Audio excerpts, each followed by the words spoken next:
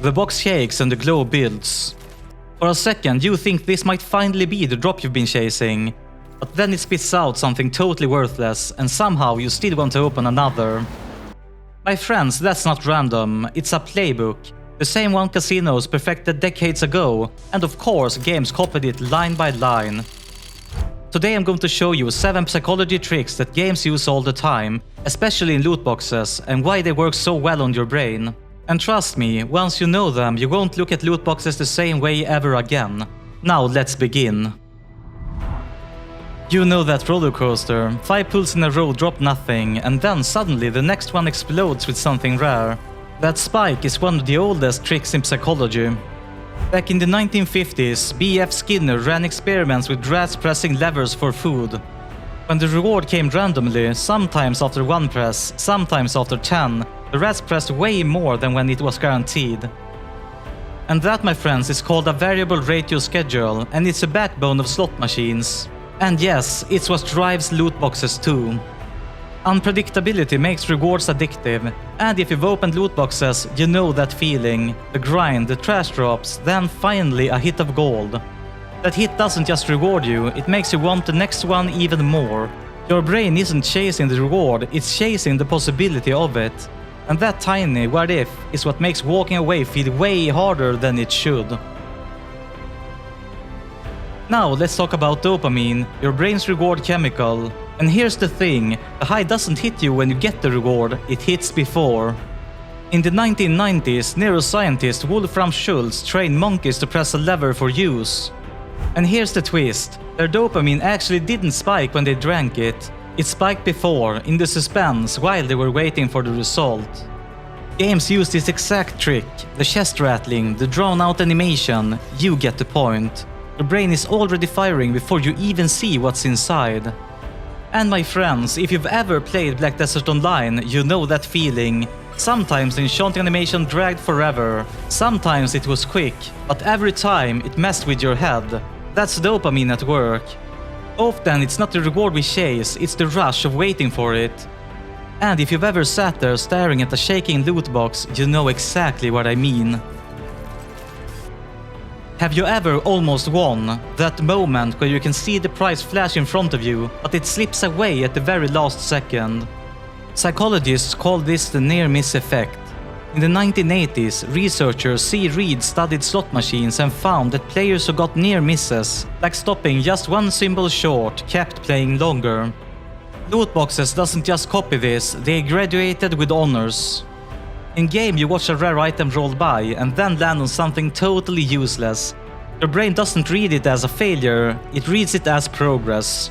Like you're getting warmer, even though, as we all know deep inside, the odds actually never changed. I felt that too, thinking okay, I must be close now. But obviously I wasn't, but my brain told me I was. And that's something to keep in mind. You can't always trust your mind. So yeah, keep that in mind. Do you ever feel like you're in control? You might be, but sometimes it's just an illusion. In 1975, Ellen Langer found that people thought they could influence dice rolls.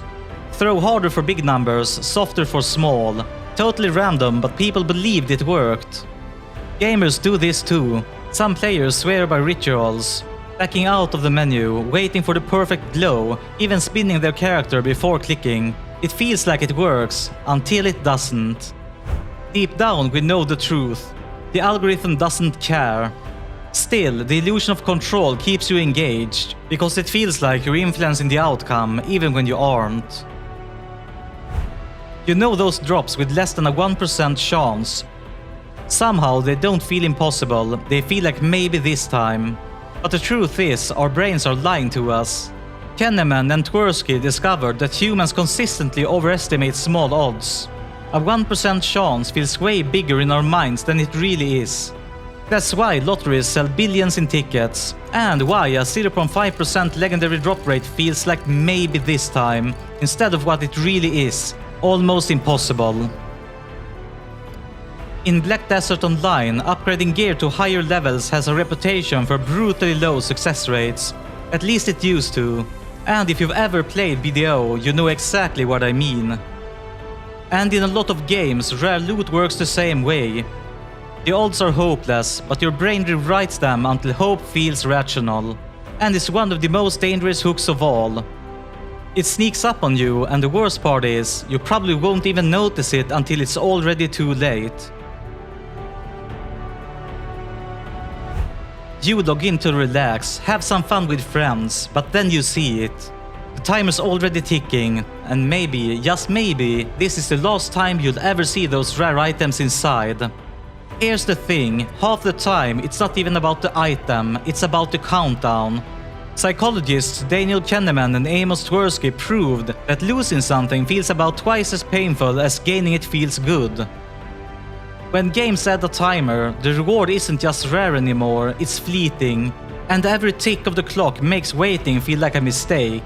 That's the power of FOMO. You're not chasing the loot anymore, you're running from regret. And that, my friends, is how they turn waiting into pressure. And they know sooner or later that pressure turns into cash. You know that feeling when you've already put in too much. Money, time, whatever. So you keep going anyway. Economists call that the sunk cost effect. Imagine you've opened 20 loot boxes chasing one skin. Stopping feels like wasting the money you already spent. So you keep going until you've spent way more than you planned. Not to mention any names, but some games know exactly how to push this. You roll, you get something, maybe a gem, and suddenly it feels like you're progressing towards that big reward. And really, who wants to stop with unused gems just sitting there? That's the trap. Somehow stopping feels worse than rolling again, even if you know you probably should. We've covered a lot, so let's put it all together. Why do people buy loot boxes? It's not luck, it's not chance, it's psychology, and the playbook hasn't changed ever since casinos wrote it. Random rewards keep you hooked. Dopamine makes anticipation thrilling. Near misses trick you into thinking you're close. Illusions of control make randomness feel personal. Probability bias makes tiny odds feel possible. FOMO pressures you before time runs out, and sunk costs keep you locked in once you've started. Together, they form one of the most powerful reward systems ever designed. Personally, I find anticipation the most fascinating, but I'm curious, which one do you think is the hardest to resist? Drop it in the comments. They shine like treasure chests, but in truth, they're just slot machines in disguise. Thanks for watching. If this opened your eyes, hit like and subscribe for more, because the simulation is just getting started. And remember, it's not luck, it's by design. Have an awesome day now.